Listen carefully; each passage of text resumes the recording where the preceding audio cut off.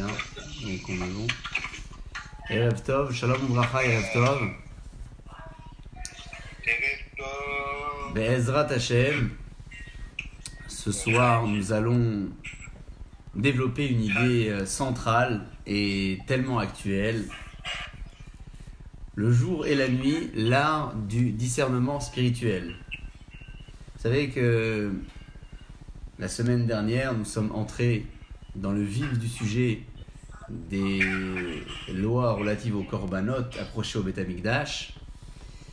La paracha de la semaine dernière évoquait les lois du korban orla, korban hatat, hacham, shelamim, différents sacrifices. Cette semaine, la Torah évoque plus particulièrement la gisha, l'approche du Kohen qui était responsable des korbanot.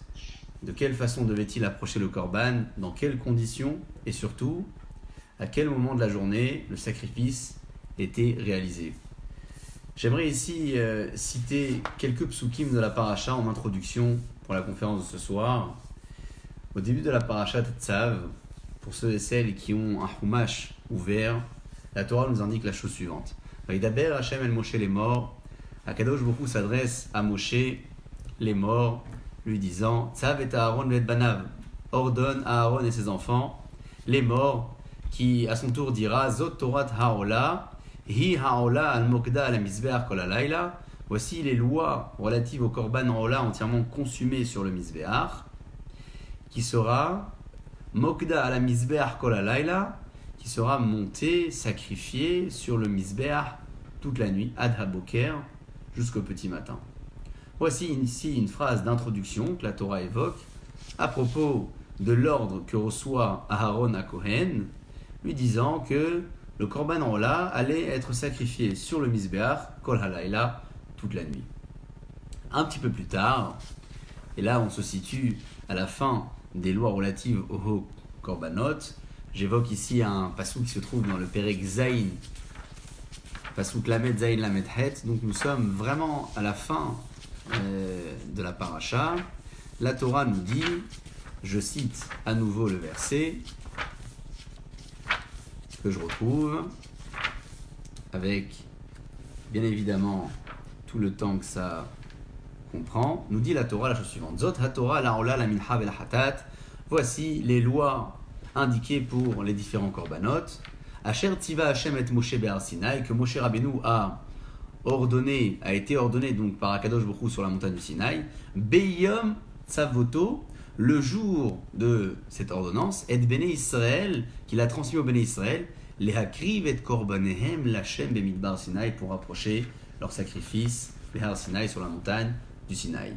On remarquerait que dans l'introduction de la paracha, la Torah évoque le terme de laïla qui veut dire la nuit, le temps indiqué pour l'approche du sacrifice, alors que à la fin de cette ordonnance, à la fin de cette première phase de la paracha, il s'agit plutôt du Beyom Tzavoto, qui veut dire le jour où la mitzvah a été ordonnée, indiquant quelque part que le korban pouvait être approché la nuit comme le jour, ce qui devrait nous pousser à la réflexion. Cherchons à comprendre le message que la Torah nous transmet ici. De façon beaucoup plus générale, beaucoup plus globale, lorsque l'on indique ici les mitzvot qui sont relatives au korban, qui sont relatives au Kohen qui sacrifiait le korban du Ham Israël, de celui qui venait approcher un korban au Beth Amikdash pour différentes raisons, que ce soit un korban expiatoire, un korban de remerciement, il devait respecter des règles. La règle a toujours donné du sens à la chose. À plusieurs reprises, on a eu l'occasion de développer cette idée, disant que la structure donnait du sens au fond de la chose. La forme donne du sens au fond et au contenu. C'est d'ailleurs pour cette raison-là qu'à plusieurs reprises et pour de nombreux domaines, la Torah nous indique les détails de la loi, les détails du précepte, qui pourraient paraître parfois évidents ou parfois anodins. La Torah souhaite justement définir à travers ce détail ô combien la structure donne du sens à la loi, donne du sens au précepte. Les korbanot au Beth Amikdash étaient approchés principalement le jour. La nuit, il y avait ce qu'on appelait le hekter halavim ve'evarim, les membres et les graisses qui étaient posés sur le misbéach peu avant la tombée de la nuit, et qui restait et qui se consumait tout au long de la nuit. Pourquoi la Torah choisit-elle le jour pour l'approche du sacrifice, enfin pour les différents services relatifs au sacrifice, et la nuit pour ce qu'on a considéré comme étant le Hekter Halavim, c'est-à-dire le moment où le sacrifice sera consumé sur le Mizbeach. Le jour et la nuit, indiqués ici dans le texte, sont les deux grandes phases d'une journée de 24 heures créée par Akadosh Baruch Hu à la création du monde. Vous avez dans un premier temps la nuit et dans un second temps le jour. Dans le calendrier, lorsque l'on célèbre le Shabbat, le Yom Tov, les Hagim, les jours de fête, tout démarre à partir de la nuit et tout se termine à la fin de la journée. Au Beth Amikdash, on a toute l'impression que c'est tout à fait le contraire qui se passe. La Torah ici a l'air d'indiquer que la nuit c'est la fin de l'histoire et le jour c'est le début. La Torah a l'air de transmettre ici une chronologie complètement inversée et un rôle complètement différent, indiquant que le sacrifice commençait le jour et se terminait la nuit. Pourquoi donc avoir un ordre un petit peu différent, ou encore pourquoi aujourd'hui, dans la pratique de Torah et Mitzvot et dans la célébration des fêtes du calendrier, la Halacha choisit donc de commencer par célébrer cette fête-là la nuit et de la terminer le jour. Plusieurs fois dans l'histoire, des cultes étrangers ont été extrêmement présents, influents que ce soit contre le peuple d'Israël, influents pour d'autres causes également. Ces cultes avaient pour mission non seulement de servir un Dieu, de servir un divin, de servir ce qu'ils appelaient l'idole d'autrefois, mais ils avaient également pour mission de convertir le plus grand nombre, chose que le peuple d'Israël ne fait pas. Donc c'était courant, il fallait que certains commerciaux, si on les nomme ainsi, voyagent, circulent, diffusent le message et entraînent avec eux un maximum de personnes pour servir leur culte. C'est une façon de démontrer que plus il y a de personnes qui servaient le culte autrefois, plus ce divin, comme il le nommait, avait du sens. Chose que la Torah considère bien évidemment comme une grosse erreur, puisque l'approche que l'on a dans le service divin ne se définit pas en fonction du nombre de personnes qui le servent, mais surtout en fonction de la façon de le servir. Donc, à la différence de ces cultes qui avaient l'habitude et qui ont aujourd'hui encore l'habitude de répandre un message pour faire adhérer le maximum de personnes, la Torah voit les choses d'une autre manière. Le Beth Amikdash, c'est la maison d'Akadosh Baruch Hu. Ce qui se passait au Beth Amikdash n'était pas simplement local, c'était pas simplement exclusif à la maison d'Akadosh Baruch Hu, c'était également référent. C'était référent pour le monde entier, référent pour le peuple d'Israël qui vivait à Jérusalem, qui vivait en terre d'Israël, qui vivait dans le monde dans son ensemble. Le message qu'Akadosh Baruch Hu transmet ici dans l'approche du sacrifice est un message assez incroyable. Contrairement à tout ce qui peut se passer dans le concept des autres divinités ou des cultes étrangers, qui considéraient autrefois et encore aujourd'hui que le contact que je peux avoir avec le divin, le contact que je peux avoir avec l'au-delà, ne fonctionne non pas qu'à travers les forces de l'impureté, comme je l'indiquais la semaine dernière, mais ne fonctionne que dans les temps d'obscurité, dans les moments où le discernement n'existe pas. Les cultes étrangers considèrent à nouveau, et on le voit encore aujourd'hui, que le contact le plus proche que je peux avoir avec le divin ne peut avoir lieu qu'à partir du moment où je suis dans une phase où je ne peux pas observer les choses avec beaucoup de discernement. Je me trouve dans une phase complètement obscure de la vie. Dans cette phase, je m'approche du divin. Voici le concept étranger qui est aujourd'hui, et je crois que c'était également le cas à l'époque, assez répandu dans le milieu idolâtre. Pour ce qui concerne la pratique de Torah et Mitzvot, la Torah nous indique ici de façon très claire que la maison d'Akadosh Baruch Hu, qui était la maison référente, était un lieu où le tout devait se dérouler le jour et non pas la nuit. Le jour, c'est la phase dans laquelle l'homme discerne, comprend, distingue, voit les choses avec clairvoyance. Le jour, c'est pas tant la phase jour, lorsque il fait jour dehors, lorsque le soleil s'est levé de notre côté. Le jour, c'est également ce qu'on considère, nous, dans un terme un peu différent, comme étant le discernement spirituel. C'est une phase dans laquelle l'homme que je suis a la possibilité de concevoir les choses avec clairvoyance, avec sagesse, avec intelligence. J'ai la possibilité réellement de comprendre que le mal se trouve d'un côté et le bien se trouve de l'autre. Le discernement, c'est cette possibilité-là qu'Akadosh Baruch Hu m'a donnée de considérer qu'une chose qui en apparence paraît bien peut être mauvaise. Le discernement spirituel, en réalité, c'est la possibilité de transformer le savoir donc spirituel, en action. La Torah m'apprend, la Torah m'indique, je vais à mon tour transformer ce savoir et le mettre en pratique. Le jour, il dit le Rav Hirsch, c'est une phase où l'homme peut observer de lui-même. C'est une phase dans laquelle la personne que je suis est en capacité de comprendre, en capacité de voir, de distinguer. La nuit, en revanche, c'est un peu différent. La nuit, c'est une phase où le monde est trouble, où la personne ne peut pas discerner, la personne est en veille, le corps de l'homme est en veille, son esprit également. C'est une phase finalement où le discernement est quasi absent.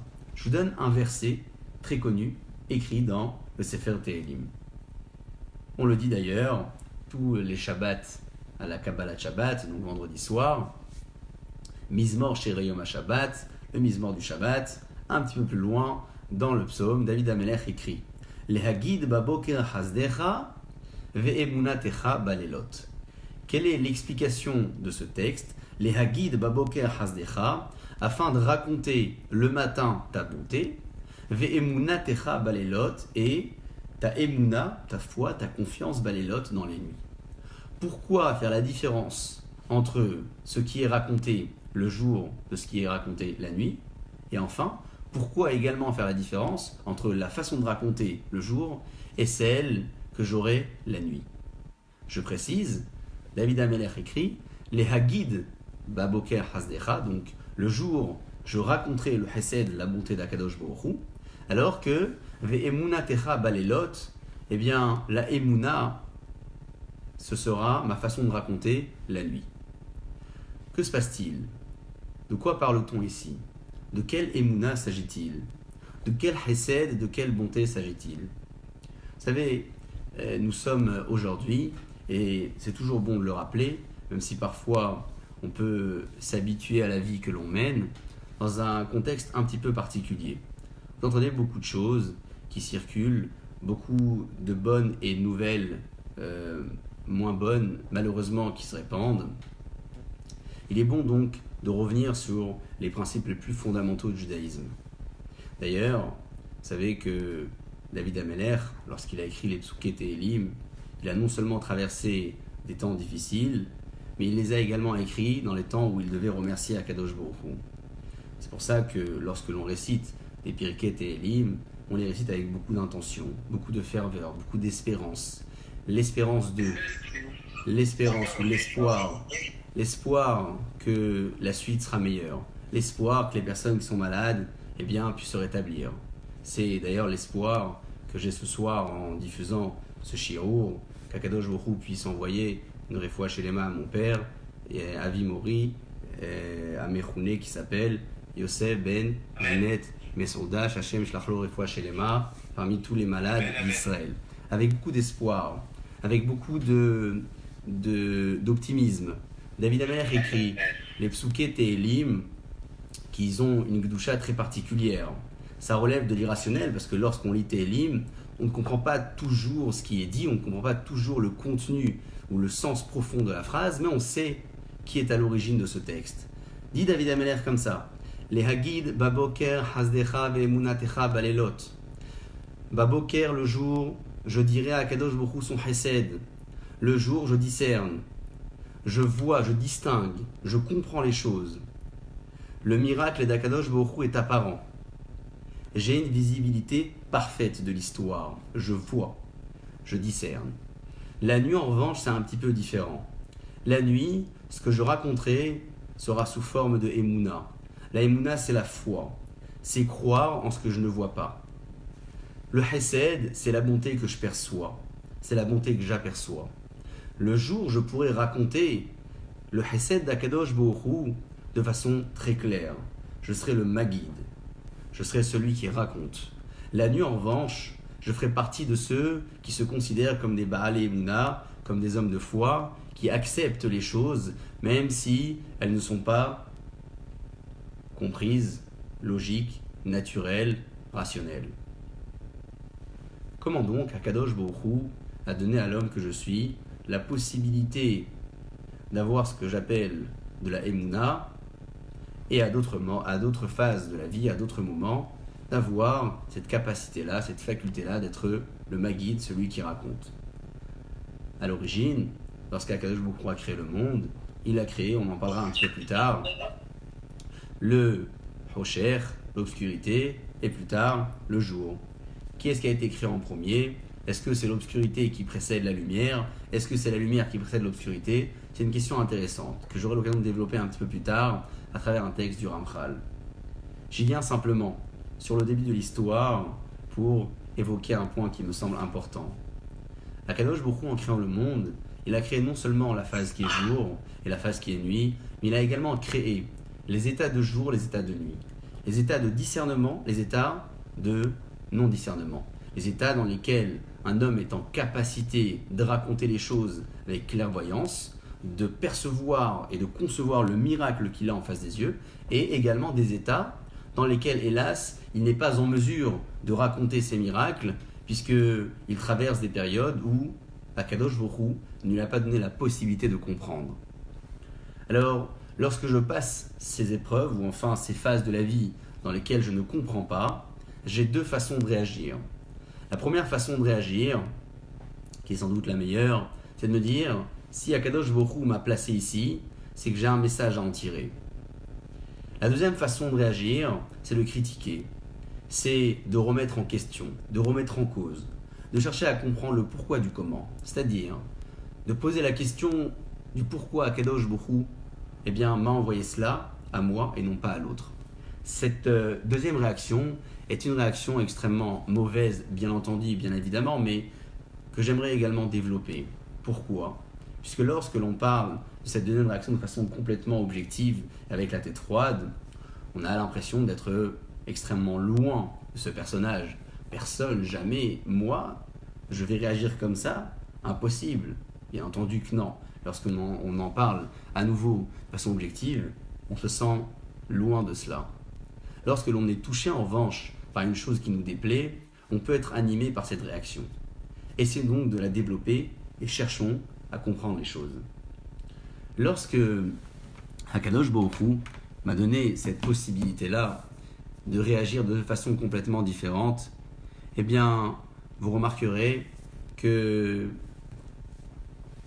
les capacités qu'Akadosh Baruch Hu m'a données sont les mêmes, tant pour la première réaction que pour la deuxième. J'ai autant d'énergie ou autant de facilité à réagir par la première réaction comme par la deuxième. Donc j'ai autant de facilité de réagir en me disant, si Akadosh Baruch Hu m'a placé ici, c'est que j'ai un message à en tirer pour grandir et pour progresser, comme je pourrais avoir de l'énergie en réagissant d'une seconde façon et en me disant, pourquoi Akadosh Baruch Hu me l'a envoyé à moi et pas à l'autre, je me plains. On a donc ici deux façons de réagir, j'aimerais donc développer la deuxième. Cette seconde façon de réagir, en critiquant ce que fait Akadosh Baruch Hu, me rappelle étrangement une idée que j'ai eu l'occasion de développer à un autre moment et qui illustre parfaitement le personnage qui occupe cette deuxième histoire. C'est l'histoire de l'enfant à qui vous présentez un exercice de mathématiques de niveau supérieur et qui se trouve hélas dans un niveau de collège ou de lycée. Alors cet enfant aura deux façons de réagir. La première, c'est de se dire, bon, je comprends rien, c'est du grand n'importe quoi, dans le jargon qu'il emploie, donc il vous met de côté. La seconde possibilité, si vous avez affaire à un enfant qui est sage, non pas qui est sage, mais qui a de la sagesse, eh bien cet enfant réagira et dira « Certainement, c'est complexe, je ne suis pas au niveau de pouvoir résoudre le problème. » Vous avez donc ici deux façons de réagir.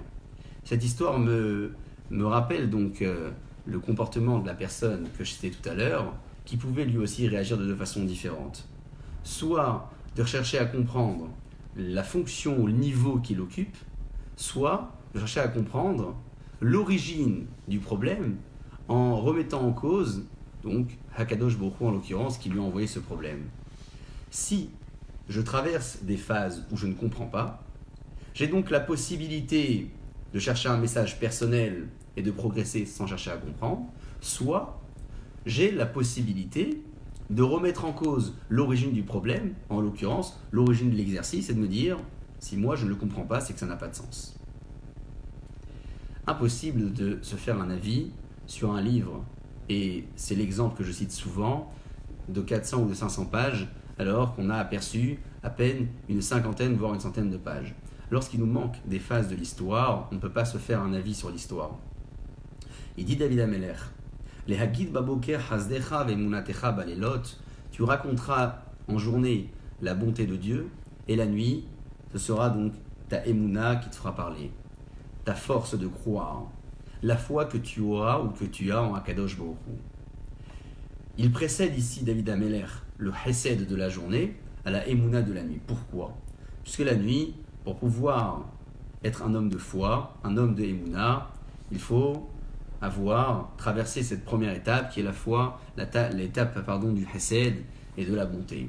Hakadosh Baruch Hu, donc, de façon très exceptionnelle, permet à l'individu que je suis de traverser une phase de lumière, une phase de discernement, une phase de clairvoyance, pour ensuite le tester dans une seconde phase où, hélas, il n'aura plus autant de lumière, autant de discernement, et à ce moment-là, sa Emouna sera éprouvée. On prend donc, avec cette chronologie, un exemple à titre personnel pour chacun et chacune des personnes qui se retrouvent face à ce Télim, et on essaye de transposer cette idée que nous donne David Ameller pour faire face aux épreuves de la vie ou enfin aux difficultés que l'on peut rencontrer dans la vie de tous les jours. Au début de l'histoire, Moshe Rabbeinu, Adon Kol HaNevi'im, le maître de tous les prophètes, celui qui a parlé avec Akadosh Baruch Hu, PLP Adaberbo, la Torah le dit, Akadosh Baruch Hu s'est adressé à Moshe Rabbeinu, PLP, c'est-à-dire qu'il avait une bouche face à la bouche. Il s'adressait comme un homme s'adresse à un autre. Velo Behidot, il ne s'est pas adressé à travers la vision, à travers le rêve. Contrairement à l'ensemble des prophètes d'Israël, qui pour la plupart avaient des niveaux différents de névoie, de prophétie, et envers lesquels Akadosh Baruch Hu s'adressait de façon toujours un peu différente, le seul à qui Akadosh Baruch Hu a parlé PLP, c'est-à-dire, dans notre jargon on dirait face à face, mais il n'y avait pas de face, c'était plutôt PLP, c'est-à-dire qu'il parlait de bouche à bouche, donc façon de dire que le discours se transmettait de façon très claire. Eh bien, Moshe Rabbeinu est le seul qui n'a pas été animé de cet esprit divin à travers le rêve. Le seul des prophètes pour qui Akadosh Baruch Hu a choisi de transmettre sa parole de façon directe, de façon très claire. Moshe Rabbeinu Adon Kol HaNevi'im. Moshe Rabbeinu, c'est le maître de tous les prophètes. C'est celui envers lequel Akadosh Baruch Hu a choisi de transmettre sa parole, son message, sa voix de façon directe. Pourquoi? Pourquoi Akadosh Baruch Hu choisit-il de parler à Moshe Rabbeinu de cette façon-là? Moshe Rabbeinu ici, avec le privilège qu'il a eu ou non, on peut le définir de différentes façons, reçoit le message d'Akadosh Baruch Hu avec une clairvoyance incroyable, en étant dans une phase de discernement exceptionnelle. Moshe Rabbeinu aperçoit Akadosh Baruch Hu le jour et non pas la nuit. Moshe Rabbeinu, qui est l'exemple référent du Ham Israël, qui est le Beth Amikdash, si je puis dire en termes de makom, d'endroit référent pour le peuple d'Israël, est celui qui va recevoir le message d'Akadosh Baruch Hu, Bayom, le jour et non pas la nuit. Pourquoi? Puisque le premier message que transmet Akadosh Baruch Hu au Ham Israël, au peuple d'Israël, lorsqu'il est libéré d'Égypte, et lorsqu'il devient ensuite le peuple, le Ham Ségoula, le peuple que l'on est devenu, c'est un message qui doit être clair. C'est un message qui doit être discerné, compris par le peuple d'Israël. Le premier message que donne Akadosh Baruch Hu à Moshe Rabbeinu, le message de prophétie que reçoit Moshe Rabbeinu, un message qu'il transmet ensuite au peuple d'Israël, bien évidemment, est un message qu'il doit recevoir PLP, en étant dans une phase de discernement. Le jour et la nuit se retrouvent tout au long de l'histoire du peuple d'Israël. Depuis la création du monde, Bereshit bara Elohim, et jusqu'à aujourd'hui. Le jour et la nuit, ce sont non seulement ces étapes qui traversent notre vie ou que l'on traverse nous dans la vie, ce sont également ces moments physiques où il fait parfois jour, parfois nuit. Sur le plan scientifique, vous entendrez très souvent dire que la lumière et l'obscurité se définissent de façon complètement différente au niveau de leur origine. La lumière est une création à part entière et l'obscurité, c'est une absence de lumière. Combien de fois a-t-on entendu ces scientifiques nous dire que la lumière ne fait pas partie de la création, de la créature, elle se définit comme étant l'absence d'autre chose. C'est l'absence de quoi? De lumière. Le prophète l'écrit clairement dans le texte. Akadosh Baruch Hu, c'est le créateur. Yotzer Or ou Boré Ra. C'est le créateur de la lumière, ou Boré Ra, et du mal également. Quelle est la différence entre la Yetzira et la Beria? La différence, elle se trouve dans la façon de créer. Lorsqu'Akadosh Baruch Hu a créé le monde, il a créé Belashon Bara. Bara, ça veut dire créer à partir du néant. Lorsqu'Akadosh Baruch Hu a créé l'homme, il a créé sous la forme du Vayitzer, Yetzira. Il a fait usage de la terre avec les malachim bien entendu, et Akadosh Baruch Hu a créé l'homme à partir d'une matière déjà existante. Il dit le prophète, Akadosh Baruch Hu Yotzer Or ou Boré Ra. Akadosh Baruch Hu a créé la lumière, mais il a créé également ce qu'on appelle le mal. On le dit dans la tfila, chaque matin, le soir, ce soit un jour de semaine, un jour de fête, le Shabbat, Yotzer Or ou Boré Hosher. Akadosh Baruch Hu a créé la lumière et l'obscurité. C'est une phrase référente pour nous. On l'a dit trop souvent, ô combien trop souvent, sans y faire attention. À l'origine de ces deux créatures, il existe un seul et même créateur. À l'origine de la créature que l'on appelle le Or, la lumière, se trouve Akadosh Baruch Hu. À l'origine de ce qu'on appelle nous le Hosher, l'obscurité, se trouve également Akadosh Baruch Hu. Yotzer Or ou Boré Ra, Yotzer Or ou Boré Hosher.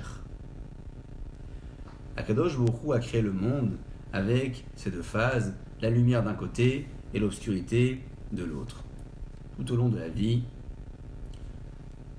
une personne traverse des périodes, des époques dans lesquelles il fait jour ou encore dans lesquelles il fait nuit.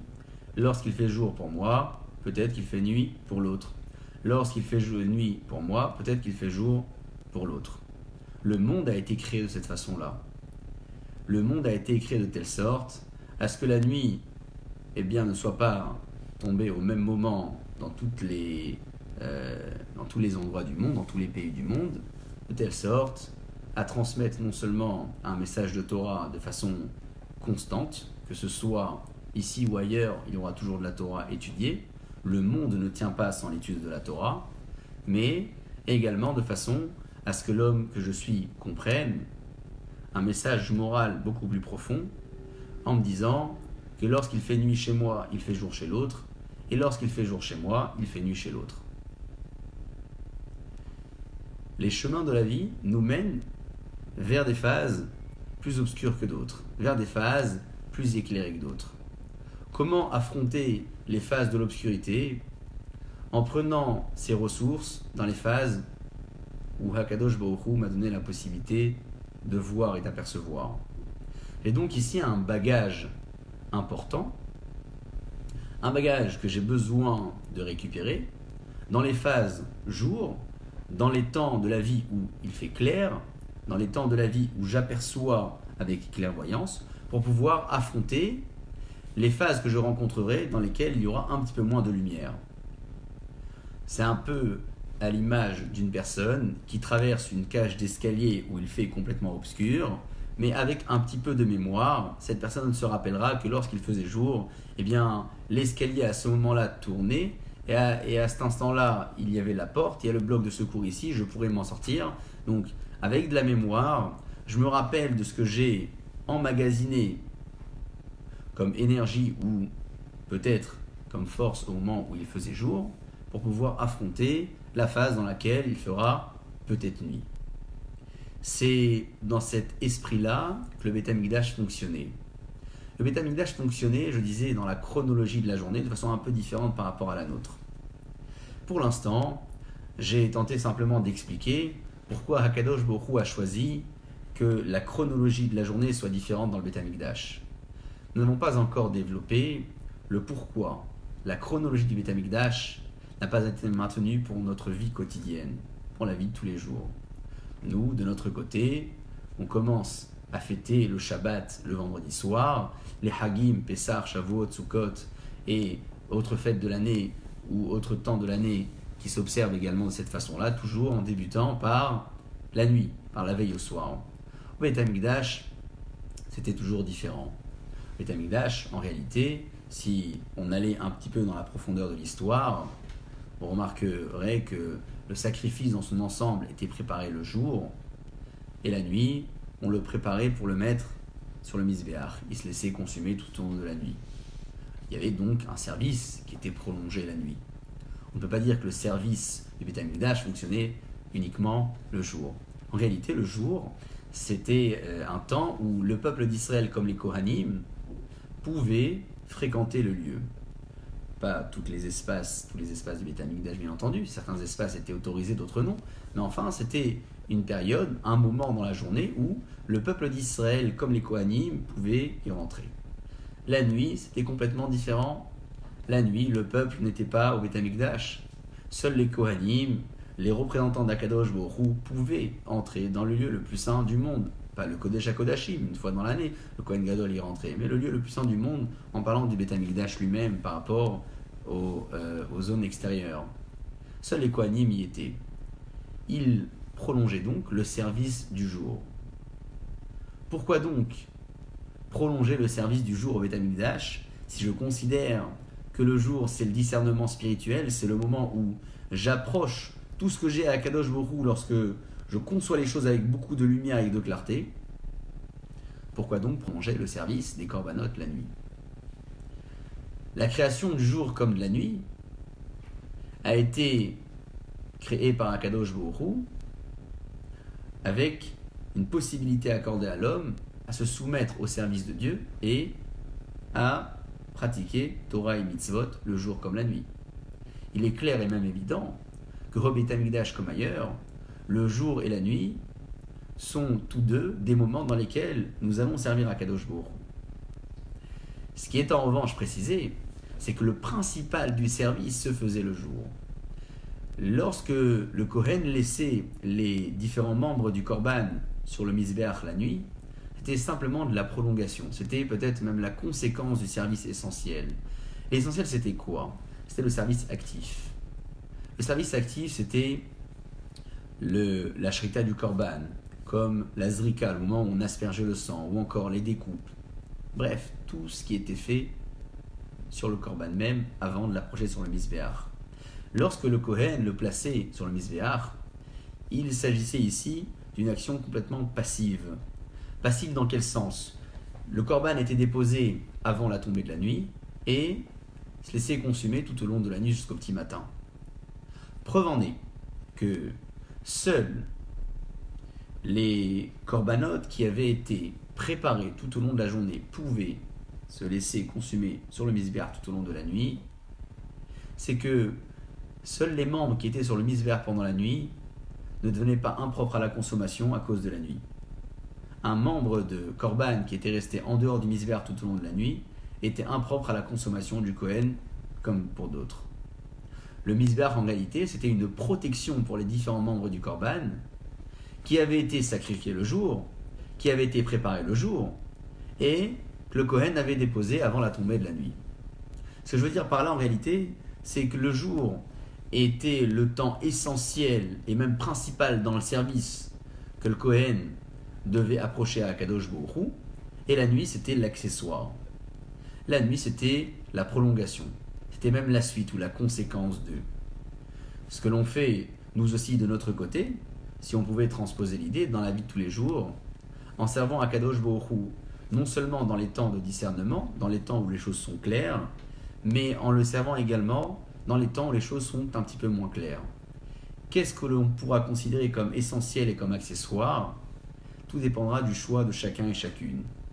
Est-ce que je considère que la phase essentielle pour moi dans la vie, c'est la phase du jour, c'est la phase du discernement, c'est la phase où j'aperçois les choses de façon très claire, ou peut-être je préfère considérer que la phase qui est essentielle pour moi, pas dans la conviction, mais dans ce qui m'influence le plus, c'est la phase de la nuit. C'est la phase où je ne discerne pas totalement les choses. C'est un choix crucial. C'est un choix fondamental. Ce choix-là, c'est un choix personnel que chacun et chacune doit faire dans sa vie tous les jours. Où je me situe? Quel est mon point référent? Est-ce que mon point référent, c'est le jour, ou est-ce que mon point référent, c'est la nuit? À partir du moment où je considère que le jour est mon point référent, eh bien la nuit deviendra complètement accessoire. La nuit deviendra complètement accessoire. Elle sera là. Chaque 24 heures, il fait jour, il fait nuit. Les phases un petit peu obscures seront rencontrées dans la vie, hélas, pour de courtes durées ou de longues durées. Akadosh Baruch Hu choisira. Est-ce que je les rends accessoires pour moi, me concernant, ou je les rends essentiels? Lorsqu'une difficulté arrive dans la vie, la personne peut se dire, je disais tout à l'heure, Akadosh Baruch Hu m'a transmis un message, je vais essayer de grandir. Ou encore se plaindre, mais pourquoi à moi, pourquoi pas à l'autre? Celui qui choisit de réagir en disant, Akadosh Baruch Hu m'a placé ici, avec cette capacité ou cette faculté intellectuelle me permettant de progresser et de grandir dans cette difficulté-là, c'est celui qui a considéré que le jour est sa phase essentielle et la nuit c'est sa phase accessoire. En revanche, la personne qui choisit de critiquer Akadosh Baruch Hu, qui choisit de remettre en cause le fait qu'Akadosh Baruch Hu lui est envoyé à lui et non pas à l'autre, c'est celui qui malheureusement aura considéré la nuit comme sa phase essentielle et le jour comme sa phase accessoire. Mais combien de nouvelles circulent sur tant et tant de personnes pour qui nous avons bien évidemment un devoir halachique et sentimental de prier pour leur guérison complète. Et on le fait tous les jours, matin, midi et soir, avec une conviction intérieure profonde, forte. Ces messages qui circulent sont des messages qui sont importants, certes, parce qu'on a besoin de savoir, de connaître les noms et de prier. Mais il faut également souligner une chose. Qu'en contrepartie ou en parallèle de tous ces messages, il existe bien d'autres qui ne sont pas diffusés. Bien d'autres messages qui devraient circuler et qui ne circulent pas. Les messages de toutes ces personnes qui ont guéri par la force de la prière, par la force de la tfila, du télim, des efforts et des engagements. Ces messages sont les messages du jour. Les autres messages sont hélas parfois des messages de nuit. J'ai le choix de m'imprégner ou de me laisser influencer plutôt par la bonne nouvelle, ou peut-être, hélas, par celle qui est un petit peu moins bonne. C'est un choix, à nouveau, qui relève de la conviction personnelle de chacun et de chacune qui m'écoute ce soir. Nous avons le choix, nous avons la possibilité, la liberté de croire, la liberté de penser, la liberté même de se placer. J'ai la liberté de me placer et de choisir ce point référent ou ce point référent. Voilà comment Akadosh Baruch Hu a créé le monde. Il crée le monde avec un représentant. Il crée le monde avec une maison qui le représente. Le représentant, c'est le Kohen. La maison qui le représente, c'est le Beth Amikdash. Aujourd'hui, nous n'avons plus de Beth Amikdash. Nous avons en revanche un Beth Knesset, un lieu de prière. On prie à Akadosh Baruch Hu, encore et encore. Les semaines se succèdent. Notre souhait est toujours le même, voire encore plus fort. Celui de voir les maisons d'Akadosh Baruch Hu réouvrir. Ces maisons sont les maisons référentes pour le peuple d'Israël, que ce soit les maisons d'études ou les maisons de prière. Ce que l'on appelle le Beth Midrash, une maison d'études, le Beth Knesset, une maison de prière. Un lieu de rassemblement pour traduire de façon beaucoup plus littérale. Ces maisons sont les prolongations du Beth Amikdash, sont les symboles mêmes du peuple d'Israël. Ce sont dans ces maisons-là que l'on va adresser à Akadosh Baruch Hu ce que disait David HaMelech un petit peu plus haut. Les Hagid Baboker Hasdecha. Je vais raconter à Akadosh Baruch Hu sa bonté, Baboker le matin. Ve'emuna techa balelot. Mais la nuit, je ferai preuve de beaucoup d'émouna, beaucoup de foi, beaucoup de croyance. Je vais arriver à la synagogue, je vais arriver pour prier, la prière du matin, la prière de l'après-midi, la prière du soir. Parfois, je viendrai avec beaucoup d'entrain, avec un enthousiasme incroyable. Pourquoi ? Puisque je viens d'apprendre une très bonne nouvelle, ou je viens de jouer à un ticket gagnant, ou encore je viens de sortir d'une festivité, ou peut-être même juste après, je suis invité à une belle soirée. Je viens donc avec beaucoup d'entrain pour prier à Akadosh Baruch Hu. Ces phases-là sont des phases qui peuvent être référentes. Je pourrais en revanche parfois aussi venir prier dans le Beth Knesset avec un petit peu moins d'entrain. Pourquoi ? Puisque j'ai entendu, hélas, une nouvelle qui n'était pas très bonne à entendre. J'ai eu l'impression que la prière que j'ai donnée à Kadosh Baruch Hu il y a une semaine ne s'est pas réalisée, n'a pas été exaucée. Bref, différentes raisons et différentes causes pour lesquelles je pourrais arriver parfois prier dans la maison de la Kadosh Baruch Hu avec un peu moins d'entrain. Quelles sont mes phases référentes ? Est-ce que je vais choisir la phase du discernement comme référent ou la phase où, hélas, je suis dans l'obscurité comme moyen de référence ? En fonction de la référence que je choisirai, je viendrai prier au Beth Knesset avec de l'entrain ou non. En fonction de la référence que je choisirai. Est-ce que je viendrai à l'heure à la tfila ? Est-ce que je viendrai en retard à la tfila ? Je cite ici une chose qui me tient à cœur, mais il faut le dire. On dédie ce soir le shiur pour la réfoucher les mains de mon papa. Il le dit souvent, donc je le dis en son nom. Il ne supportait pas qu'une personne arrive en retard à la tfila. Il ne supporte pas. Pour lui, c'est quelque chose qui n'entre pas du tout dans le cadre de la halacha. La tfila, c'est un moment où on vient rencontrer Akadosh Baruch Hu.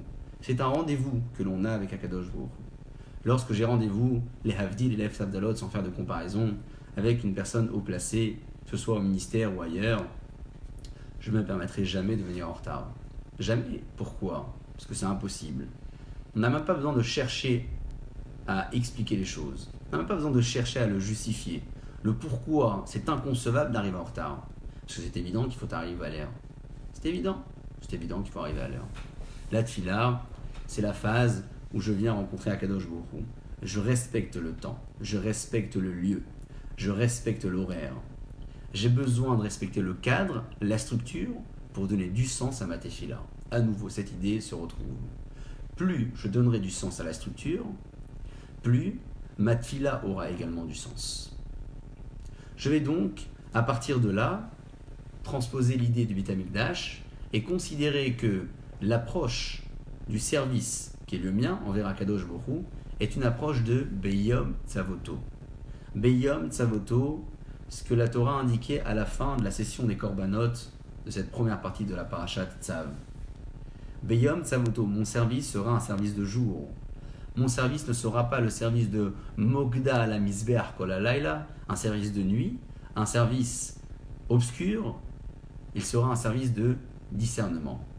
Mais pourquoi d'autres cultes, pour lesquels on a bien évidemment de l'estime, parce qu'il faut avoir de l'estime pour tout le monde, sans en être influencé bien entendu, choisissent de se rapprocher du divin dans les temps d'obscurité.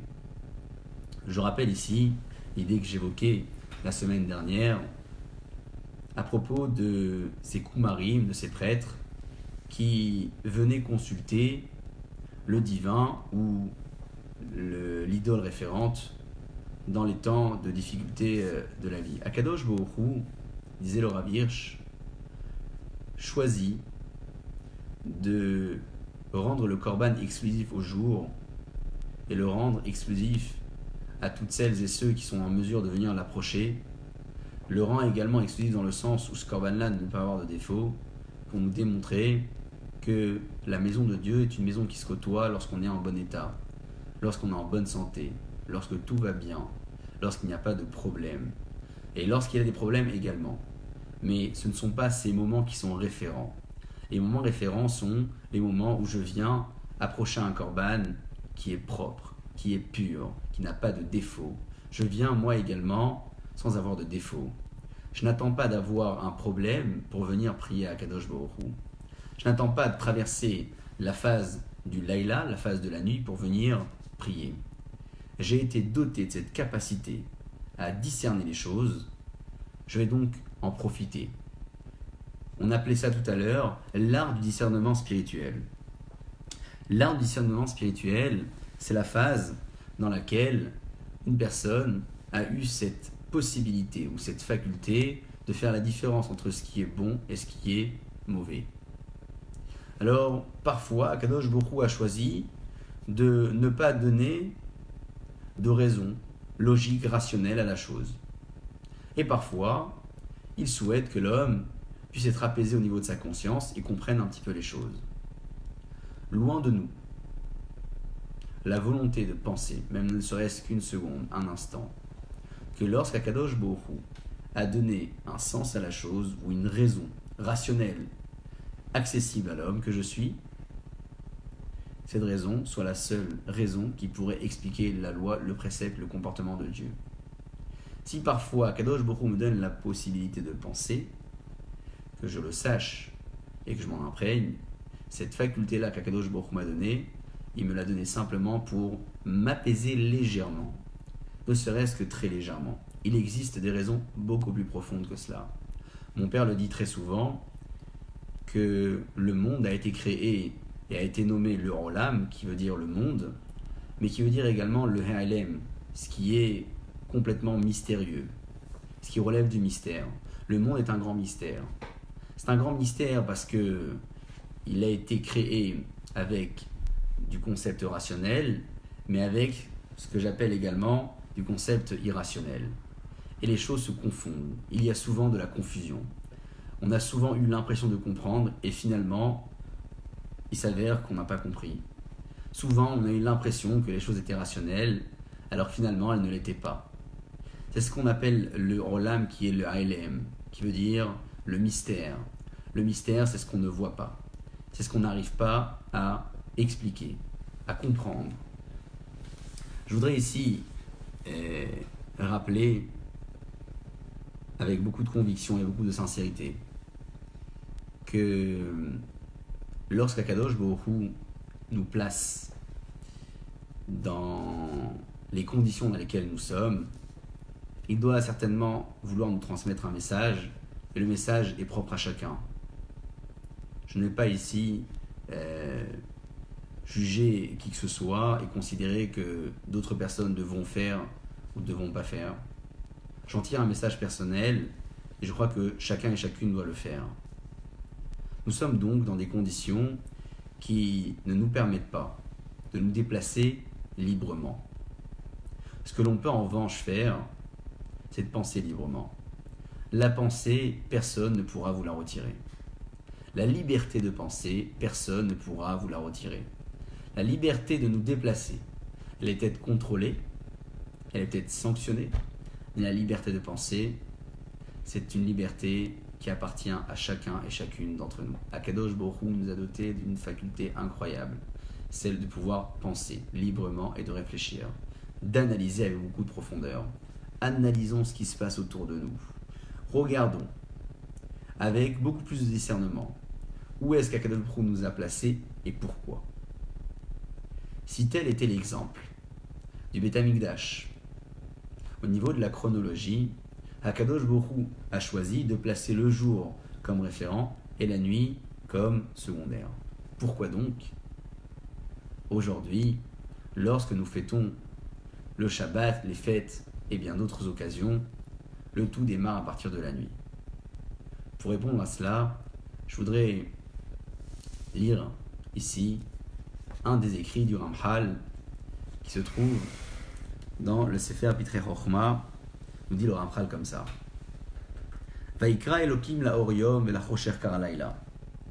Au début de la Torah, peu après la création du monde, la Torah nous indique qu'Akadosh Baruch Hu a appelé laor yom, la lumière jour, velachocher kara laila, et l'obscurité il a nommé laila, la nuit. Comment conclut le verset? Vayerev vayiboker yom echad. Et ce fut Erev le soir, et ensuite le matin, Yom Echad le premier jour. Akadosh Baruch Hu, en créant le monde, a donc choisi de nommer la lumière le jour et l'obscurité la nuit. Donc le jour passe avant la nuit. Et lorsque les choses se passent, donc se créent, se réalisent vraiment, que dit la Torah? L'inverse. Vayi Erev, vayi Boker, Yom Echad. D'abord, c'est le Erev, c'est la nuit qui passe, et ensuite le matin, le jour. Il dit le Ramchal comme ça, je vous lis les mots. Lorsqu'Akadosh Baruch Hu barata olam, chez l'ifne haor, chez la boker, avant même qu'il n'y ait la lumière du matin, l'ifne azriha, avant les premiers rayons du soleil, yesh rocher et laila. Akadosh Baruch Hu a placé le rocher, l'obscurité et la nuit. Avant même qu'Akadosh Baruch Hu n'ait créé la lumière, il a placé le rocher, la nuit et l'obscurité. Toujours dans les mots du Ramchal. Hayom matril, le jour commence. Rak kesheyesh rocher lefanav. Uniquement lorsque l'obscurité l'a précédé. Kikar gazra chochmato eliona shelaboré, car ainsi a décrété la sagesse divine de notre Créateur Akadosh Baruch Hu.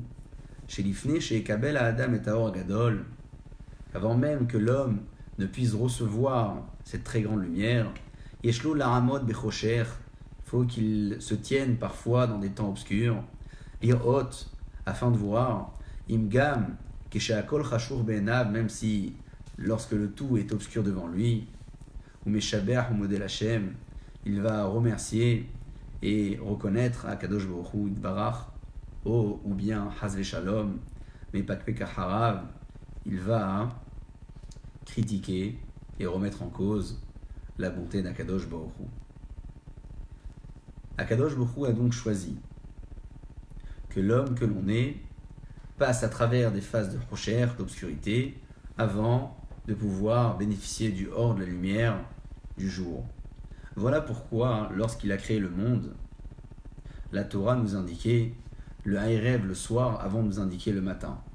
Voilà pourquoi également, dans la vie courante, à l'image de la création du monde, nous aussi, nous allons commencer à célébrer le Shabbat et les fêtes, d'abord par la nuit et ensuite par le jour.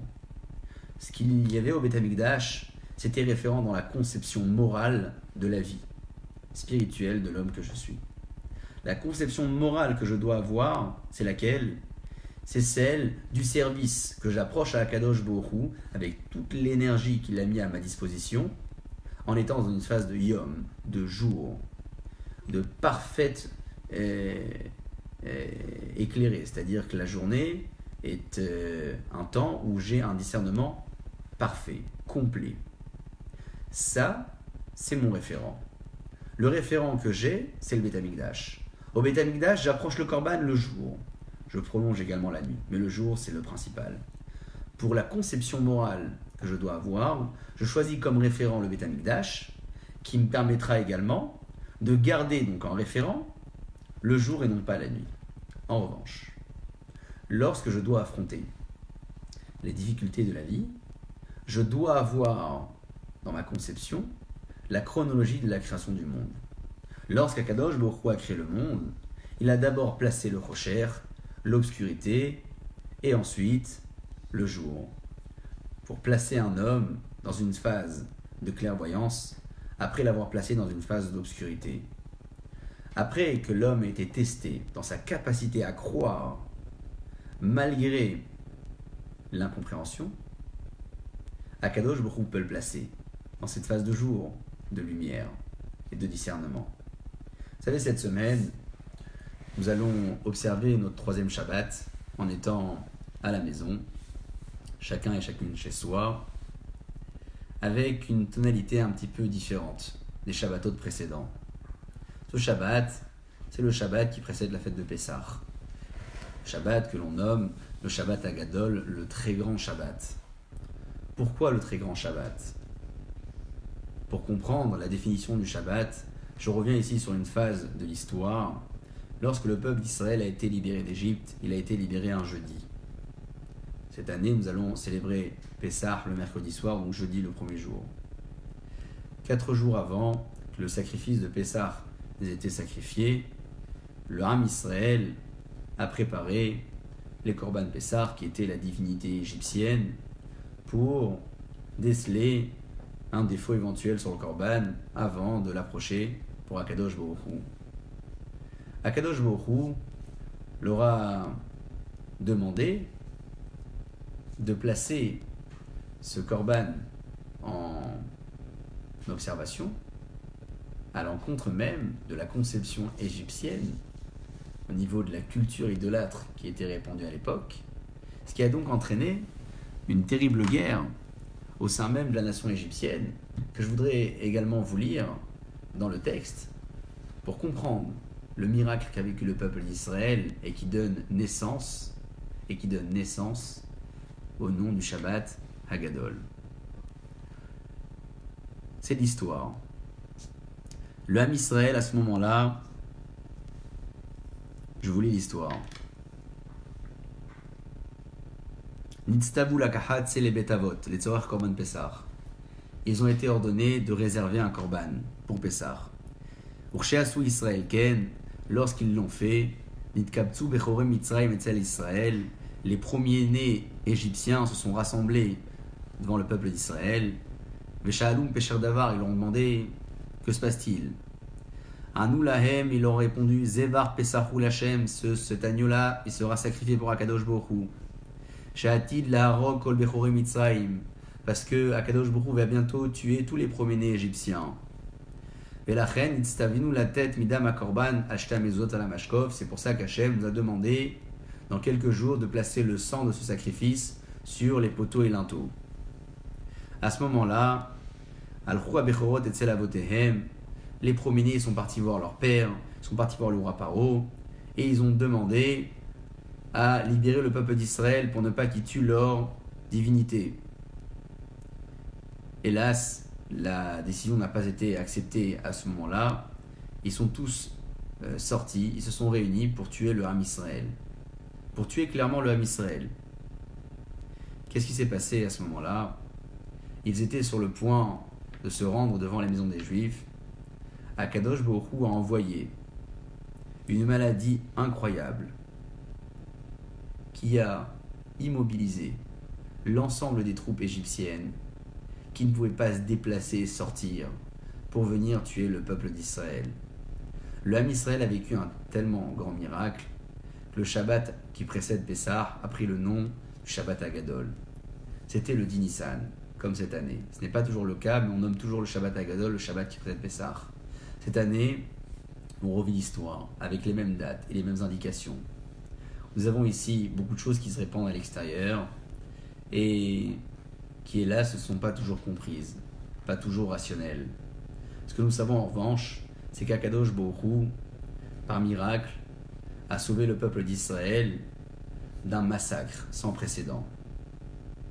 Akadosh Baruch Hu n'est pas soumis aux lois de la nature. C'est pour cela que chaque jour, et dans les temps actuels bien plus que d'habitude, nous nous ternons vers Akadosh Baruch Hu pour lui demander de faire preuve de miséricorde, lui demander de guérir toutes les personnes malades, lui demander également, à nouveau on le dit, que toutes les personnes grandes qu'elles étaient et qui ne sont plus parmi nous puissent être des âmes protectrices pour le peuple d'Israël, qu'Akadosh Baruch Hu nous libère définitivement de l'état dans lequel nous sommes. Et je souhaite, avec beaucoup d'émotion et beaucoup d'espoir, une très grande foi chez les mains, mon père, qu'Akadosh Baruch Hu puisse vite le sortir de l'état dans lequel il se trouve, pour qu'il puisse retrouver ses sfarim, ses livres d'études, sa maison, sa famille, ses repères, et continuer à éclairer le Ham Israël, parmi lequel je me trouve. Be'ochim tiyu, shelachem be'atzlacha, Shabbat Shalom, Besorot Tovot, Yeshurot Venechamot, Lanu l'chol Amu Israël, Kol Tuv shelachem, Bracha ve'atzlacha.